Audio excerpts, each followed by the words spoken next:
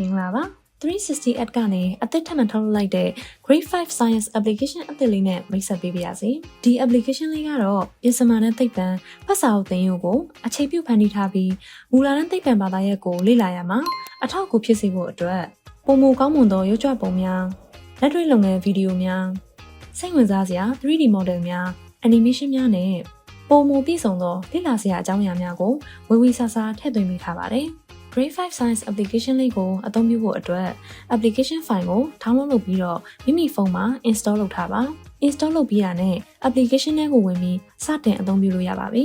ပြင်စမာနဲ့သိပ္ပံသင်ယူမှာပါဝင်တဲ့သင်ခန်းစာတွေကိုအခုလိုမျိုးမိဘုံပေါ်မှာအခန်းလိုက်စီစဉ်ထားရှိပါတယ်ကျွန်းကြီးများကတော့ဖတ်စာအုပ်ထဲမှာပါဝင်တဲ့အခန်းများကိုကိုးစားပြုပြီးကျွန်းငယ်များကတော့ခေါင်းစဉ်ခွဲများကိုကိုးစားပြုပါတယ်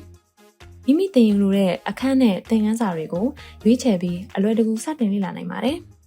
မိကုန်းကိုဖြည့်ချိအောင်အပိုင်းကတော့တည်ပြီးသားအကြောင်းအရာများကိုပြန်လည်ဆက်ဆက်ပေးရတဲ့သင်ခန်းစာများကိုသင်ယူနိုင်ရန်အတွက်အဆင်သင့်ဖြစ်အောင်လှုံ့ဆော်ပေးခြင်းအတွက်ရည်ရွယ်ပါတယ်။သင်ခန်းစာနဲ့သက်ဆိုင်တဲ့ရှေ့ပြေးအကြောင်းအရာများကိုချစ်စရာဇာတ်ကောင်တစ်ခုကအပြန်အလှန်မိကုန်းများမေးခြင်းတယောက်နဲ့တယောက်အမေးဖြေပြုလုပ်ခြင်းပုံစံနဲ့ဖန်တီးပေးထားပြီးသက်ဆိုင်ရာရုပ်ပုံများအတန်ဖိုင်များအဓိကပါရှိပါတယ်။အသုံးပြုပြီးတော့လေတွေကကာဗွန်ဒိုင်အောက်ဆိုဒ်နဲ့အမြစ်ကရတဲ့ရေတို့ပေါင်းစပ်ကအပင်အတွက်လိုအပ်တဲ့အစာတွေဖွဲ့စည်းကြရလို့သိထားတယ်။လုပ်ငန်းများအပိုင်းမှာတော့ပြင်စမာနဲ့သိပ္ပံကိုသင်ယူရမှာကလေးများကိုယ်တိုင်မိမိတို့ရဲ့ပတ်ဝန်းကျင်ကိုလေ့လာစူးစမ်းရှာဖွေတတ်စေရန်နဲ့သိပ္ပံလက်တွေ့လုပ်ငန်းများပြုလုပ်ခြင်းအခြေခံကိုရရှိစေဖို့ရည်ရွယ်ပါတယ်။လေ့လာမယ့်အပိုင်းမှာတော့လုပ်ငန်းများအားလုံးကိုလက်တွေ့လှုပ်ဆောင်ထားသောဗီဒီယိုများဓာတ်ပုံများနဲ့မြင်သာရန်ခက်ခဲသောအကြောင်းအရာများကိုတော့ 3D model များနဲ့ဖန်တီးထည့်သွင်းထားပါတယ်။လေ့လာပြီးနောက်တွေ့ရှိချက်အပေါ်အခြေခံထားတဲ့မေးခွန်းများကိုတော့ဖြေမယ်ဆိုတဲ့အပိုင်းမှာဖြေဆိုနိုင်ပါတယ်။လက်တွေ့လုပ်ငန်းများကိုလေ့လာပြီးတဲ့နောက်မှာတော့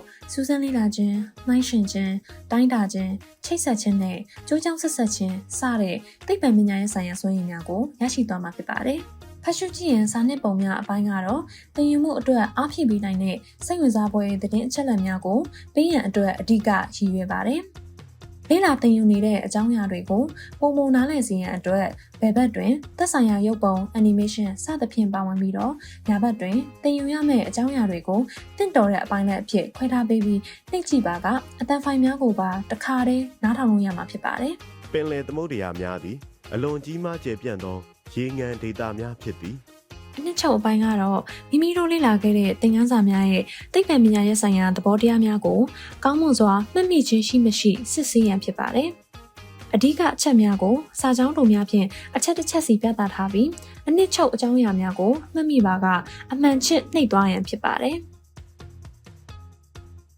လေ့ကျင့်ခန်းအပိုင်းမှာတော့ရှေ့မှာလေ့လာပြီးသားသင်ခန်းစာဆိုင်ရာအကြောင်းအရာများကိုအခြေခံကတက်မြောက်မှုကိုစစ်ဆေးအကဲဖြတ်ရန်ဖတ်စာအုပ်တွင်ပါဝင်သောလေ့ကျင့်ခန်းမေးခွန်းများအပြင်ထပ်ဆောင်းမေးခွန်းများကိုပါထည့်သွင်းထားပါတယ်။သင်ယူတက်မြောက်မှုကိုအကဲဖြတ်နိုင်ရန်အတွက်ဘာတွေသိပြီးပြီလဲအပိုင်းမှာတော့သက်ရှိများ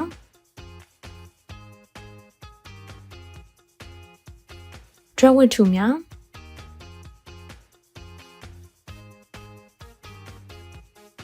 ကမ္ဘာမြေကြီးနဲ့အာကာသ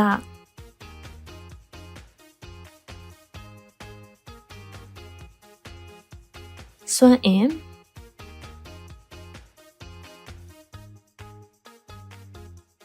ပတ်ဝန်းကျင်